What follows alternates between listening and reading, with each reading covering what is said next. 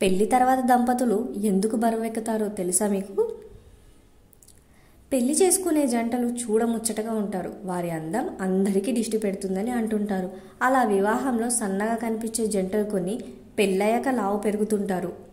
దీనితో వారిని చూడాలంటే చూడబుద్ధి కాదు.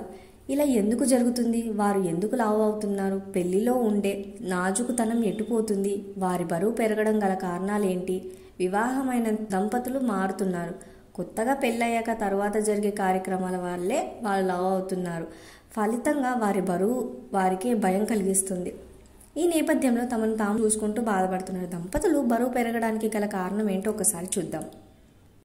పెళ్లి పనుల్లో బిజీ. పెళ్లి చేసుకునే జంటలు పెళ్లి పనుల్లో సందడిగా గడుపుతుంటారు.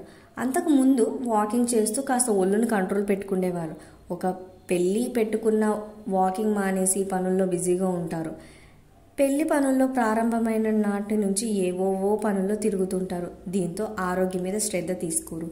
ఫలితంగానే లావు అవుతుంటారు.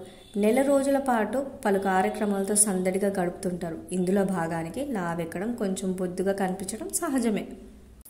వంటకాల సందడి. పెళ్ళంటేనే ఇల్లంతా బంధువులు. సందడిగా ఉంటుంది. రకరకాల పిండి వంటలు చేస్తారు. అన్నీ కాబోయే వధూవరులకు రుచి చూపిస్తూ ఉంటారు.